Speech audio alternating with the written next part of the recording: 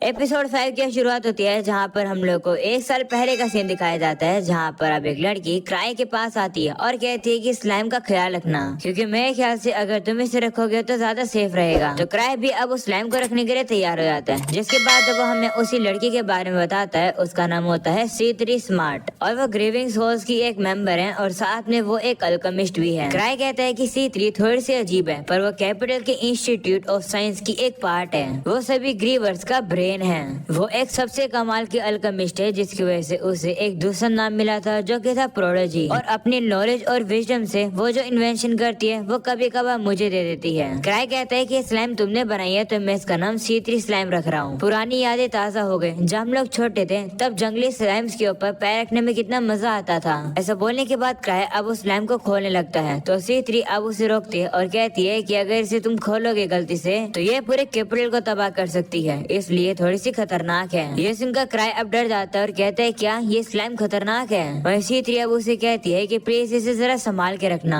तो क्राई भी अब कहते हैं ठीक है। इसके बाद अब हम लोग को प्रेजेंट का सीन दिखाया जाता है, जहाँ पर क्राई से अब वो C3 स्लाइम खो चुकी है और अब वो उसे ढूंढ रहा है, पर अब उसे वो कहीं नहीं मिल रही है। क्राई परेशान होकर बेड पर बैठ जाता है और कहता है कि अब मैं क्या करूँ, मुझे जरा शांति से सोचना चाहिए। जब मैंने व्हाइट वुल्फ डैन के अंदर उस कैप्सूल को खोला था तो उसके अंदर वो स्लाइम थी ही नहीं, और उससे पहले मैंने उसे कितनी संभाल के रखा हुआ था, मैंने उसे कभी खोला ही नहीं था। और तो जिस तिजोरी के अंदर मैंने उसे रखा था वो तिजोरी भी एक रैलिक है। इसका मतलब वहाँ से निकल ही नहीं सकती है। इसका तो मतलब एक ही है कि शुरुआत से ही वो कैप्सूल खाली थी। ऐसा बोलने के बाद क्राई अब लेट जाता है और अब वो काफी रिलीफ फील करता है और कहता है कि C3 जरूर मजाक कर रही होगी। पर तभी क्राई अब रियलाइज करता है कि नहीं, उससे स्लाइम गलती से खो गई है। अगले सीन में अब हम लोग को कुछ एडवेंचर्स को दिखाया जाता है जो कि फैंटम्स को हरा रहे होते हैं। एक लड़की अब कहने लगती है कि ये फैंटम तो लेवल 3 के होने चाहिए थे ना। तो उसका साथी उससे कहते हैं हाँ, लेकिन पिछले 2 हफ्तों में फैंटम्स का लेवल अचानक से बढ़ गया है। ये सुनकर वो लड़की कहती है कि एसोसिएशन से जो इन्वेस्टिगेशन मिशन मिलता है वो काफी डिफिकल्ट होता है। तो उसका साथी कहता है कि ट्रेजर वॉल्ट में एनोमलाइज को इन्वेस्टिगेट करना कंट्री के लिए काफी इम्पोर्टेंट है। मुझे पता चला है कि 1000 ट्रिक भी इसी चीज में लगा हुआ है। इसका मतलब यहाँ जरूर कुछ न कुछ तो है। अगले सीन में अब हम लोग को क्राई को दिखाया जाता है जो कि बिल्कुल भी सो नहीं पाया है, इससे वो काफी ज्यादा थका हुआ होता है। तभी एवा वहाँ पर आ जाती है और वो उससे कहती है कि व्हाइट वुल्फ डैन में जो कुछ भी हुआ है एसोसिएशन चाहती है कि तुम उन्हें डिटेल में बताओ। तो क्राई कहते हैं कि उस मिशन की लीडर टीनो थी, तो जाकर उससे पूछो।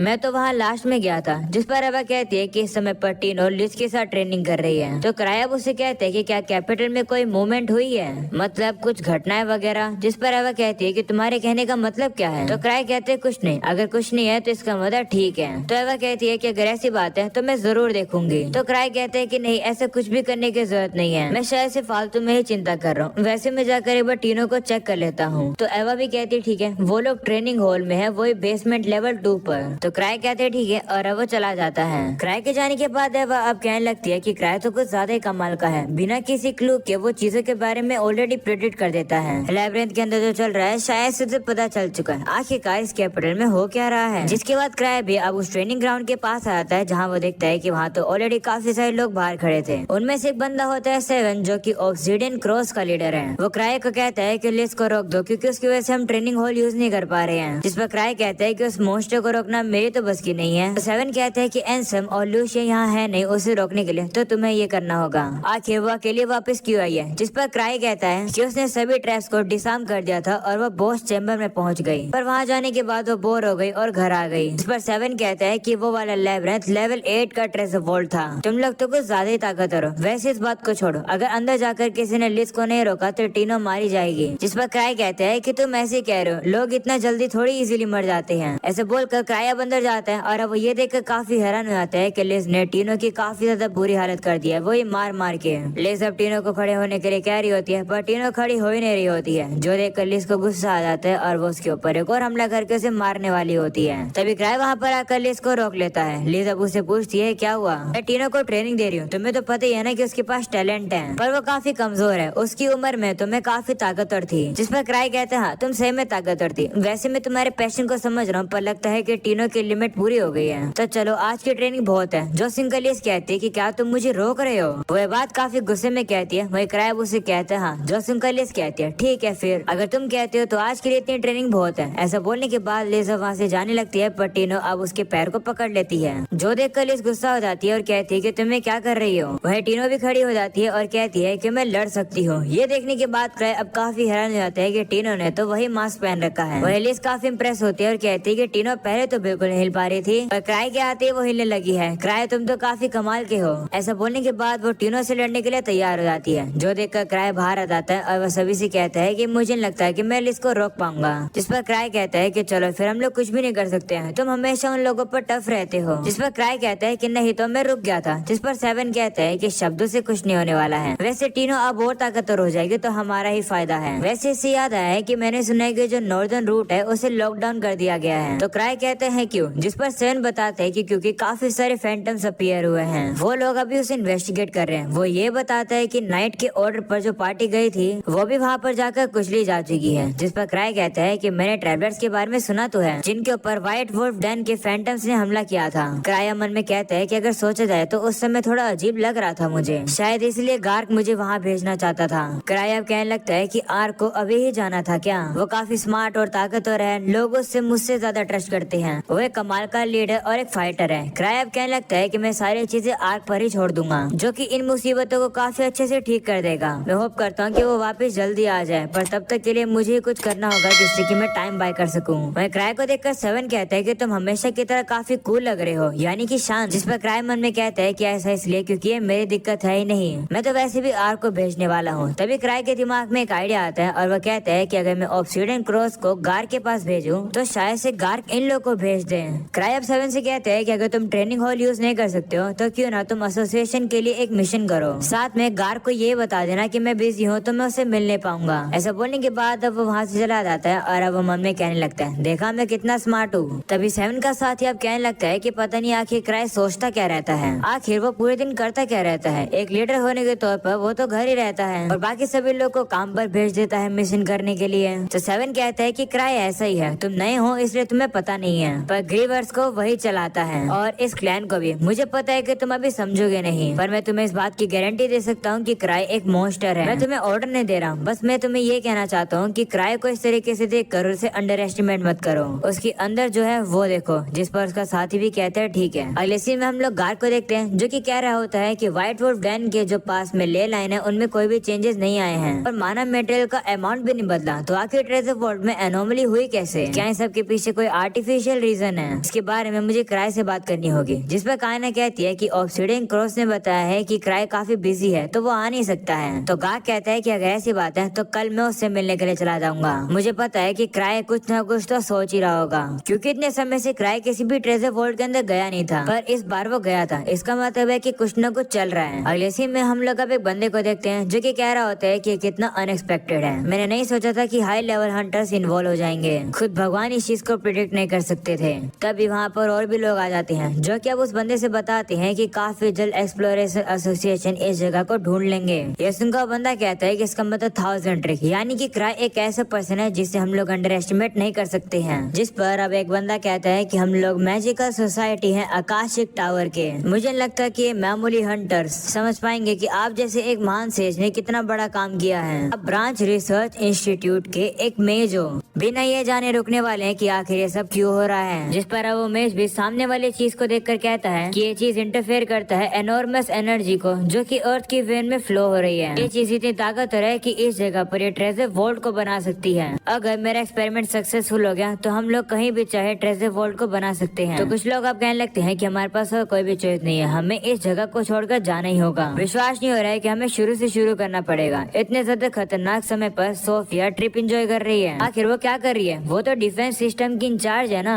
ये सुनकर मैच कहता है कि गुस्सा मत करो, मैंने उसे परमिशन दी थी। सोफिया ने कम्युनिकेशन स्टोन का यूज करके मुझे कांटेक्ट किया था, वो काफी जल्द यहाँ आ जाएगी। वो मैच मन में कहने लगता है कि सोफिया काफी टैलेंटेड है और वो मेरी राइट हैंड मैन है। अगर वो यहाँ होती तो वो हमारी दिक्कत को सॉल्व कर देती। चलो कुछ भी हो, हम लोग को अभी के लिए इन्फॉर्मेशन इकट्ठी करनी होगी। ये सुनकर सभी लोग इन्फॉर्मेशन इकट्ठी करने के लिए चले जाते हैं। अगले सीन में अब हम लोग को दिखाया जाता है कि शहर के ऊपर अब स्लाइम ने हमला कर दिया है, जिसके से काफी तबाही मच चुकी है और अब लोग डर के मारे इधर से उधर भाग रहे होते हैं, जो देखकर तो क्राई भी डर जाता है। तभी अचानक से उसकी अब आँख खुलती है और अब उसे पता चलता है कि वो तो सब कुछ ही सपना देख रहा था। वो अब उठ जाता है और कहते हैं कि क्या वो C3 स्लाइम इतने ज्यादा खतरनाक है? जिसके बाद वो कहते हैं नहीं, सपने सच नहीं होते हैं। तभी अब उसे पता चलता है कि लिज अब उसी के साइड में सो रही थी। वो उसे कहती है कि क्या हुआ? क्राई उसे देखकर हैरान होता है और कहता है कि अब समझ आए कि मुझे इतनी गर्मी क्यों लग रही थी। क्राई बताता है कि लिस की आदत है, वो रात में कभी कभार मेरे बेड में आ जाती है। तभी लिस क्राई से कहती है कि क्या तुम आज फ्री हो, जिस पर क्राई कहता है हाँ मैं तो फ्री हूँ, तुम फ्री नहीं हो क्या, तुम्हें तो टीनों की ट्रेनिंग करवानी है ना।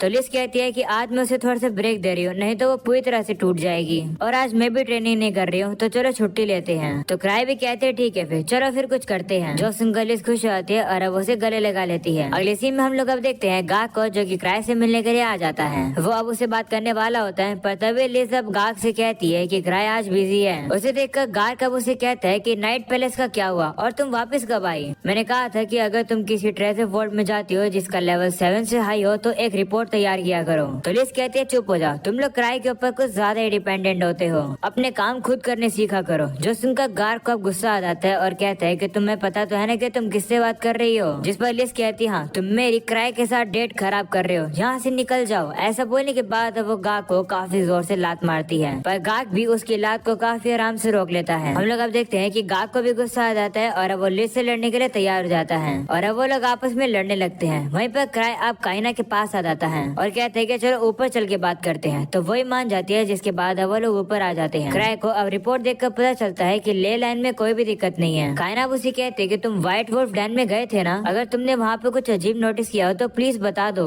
जिस पर क्राई कहते हैं नहीं मैंने कुछ भी अजीब वहाँ पर देखा ही नहीं, क्योंकि दूसरी कोई चीज है जिसकी मुझे चिंता हो रही है। जिस पर काइना कहती है कौन सी चीज, क्या तुम उसके बारे में मुझे बता सकते हो। तो क्राई अब फंस जाता है और कहता है नहीं मैं उसके बारे में तुम्हें अभी नहीं बता सकता हूँ, क्योंकि कोई भी हमारी बातें सुन सकता है। क्राई मन में कह रहा होता है कि मैं इसे ये थोड़ी बता सकता हूँ कि मैंने एक खतरनाक स्लाइम को छोड़ दिया है गलती से। क्राई अब उसे कहता है कि मैं अभी नहीं जा सकता हूँ, पर मैं हमारे क्लैन को जरूर भेजूंगा, जितनी मदद हो सकेगी हम लोग करेंगे। मेरे ख्याल से आर्क इस काम को काफी अच्छे से करेगा, तुम्हें उससे कहना चाहिए इस काम को। ऐसा बोलने के बाद क्राई अब मन में कहता है काइना मुझे माफ कर देना, पर मैं काफी यूजलेस हूँ। अगले सीन में लिस को दिखाया जाता है, जो कि गार्क से अभी भी लड़ रही होती है। वो उसे कहती है कि तुम तो काफी कमजोर हो चुकी हो पिछली बार से, तुम एक ही जगह पर बैठे रहते हो ना, इस वजह से। ये सुनकर गार्क गुस्सा हो जाता है और वो उसके ऊपर मुक्का मारने के लिए आता है। पर लिस सामने से हट जाती है और वो मुक्का जमीन में लगता है और वो मुक्का काफी ज्यादा तबाही कर देता है। वहीं लिस उसके मुक्के से बचकर सीधा उसके ऊपर आ जाती है और कहती है कि तुम्हें और एक्सरसाइज करने की जरूरत है, लगता है कि तुम मोटे हो गए हो। ये सुनकर गार्क गुस्सा हो जाता है और वो उसे साइड में हटा देता है। वहीं लिस अब उसे कहने लगती है कि तुम बूढ़े हो गए हो, इसलिए मैं अभी तुम्हें जाने दे रही हूँ। ये सुनकर गार्क का बहुत ज्यादा गुस्सा हो जाता है और कहता है कि लगता है मुझे तुम्हें सबक सिखाना होगा। ऐसा बोलने के बाद वो लिस से लड़ने के लिए काफी ज्यादा पावर अप कर जाता है। इस चीज को क्राई भी देख रहा होता है और कहता है कि इन लोगों की लड़ाई अभी तक चल रही है। वहीं क्राई अब हम लोग को बताता है कि जो गार्क है वो जुब्रेडिया ब्रांच ऑफ एक्सप्लोरर एसोसिएशन का हेड है, पर पहले वो फर्स्ट रेट लेवल 7 का हंटर था। लोग उसे वॉर डीमन बुलाते हैं। हम लोग अब गार्क को देखते हैं, जो कि लिस के ऊपर हमला कर रहा होता है। वही लिस उसके सारे अटैक से बच रही होती है, पर गार्क के हमले की वजह से काफी तबाही मच रही होती है, जो देखकर क्राई अब उन्हें रोक लेता है और कहते हैं कि हमारी बातें हो चुकी है, तो तुम लोग शांत हो जाओ। तो लिस कहती है ठीक है। ऐसा बोलने के बाद वो क्राई के पास आ जाती है। वो इतने तेजी से क्राई के पास आती है, जिसे देखकर गार्क हैरान हो जाता है और कहता है कि इतनी तेज कैसे दौड़ती है। वहीं काइना अब गार्क से कहती है कि चलो घर चलते हैं। तो गार्क भी कहते हैं ठीक है। ऐसा बोलने के बाद वो मन में कहते हैं कि शायद से मुझे फिर से ट्रेनिंग करने की जरूरत है। अगले सीन में हम लोग एवा को देखते हैं, जो कि जैसे वापस आती है वो यहाँ की चीजों को तबाह देखकर काफी शौक हो जाती है और कहती है कि आखिर यहाँ क्या हुआ है। अगले सीन में हम लोग लिस और क्राई को देखते हैं, जो कि डेट पर आ जाते हैं। वहीं लिस कहने लगती है कि गार्क तो काफी कमजोर हो चुका है, जिस पर क्राई कहता है कि ऐसा मत कहो, तुम ड्यूटी पर रहती हो, पर गार्क को मौका ही नहीं मिलता ट्रेनिंग करने का, इसलिए वो थोड़ा कमजोर हो गया। जो सुनकर लिस कहती है कि लेकिन अगर ऐसे ही चलता रहेगा तो गार्क कभी भी नाइट पैलेस वाले ट्रेजर वॉल्ट को पार ही नहीं कर पाएगा। जो सुनकर क्राई कहते हैं कि क्या वहाँ के जो फैंटम थे वो ताकतवर थे, जिस पर वो कहती है हाँ बहुत ताकतवर, लगता है कि वो लेवल 8 के हैं। इस पर क्राई कहते हैं कि अगर तुम उन फैंटम्स को कंपेयर करो व्हाइट वुल्फ डैन वाले मोस्टर के साथ तो तुम कैसे करोगी। जिस पर लिस कहती है कि क्या वहाँ पर कोई बॉस था भी।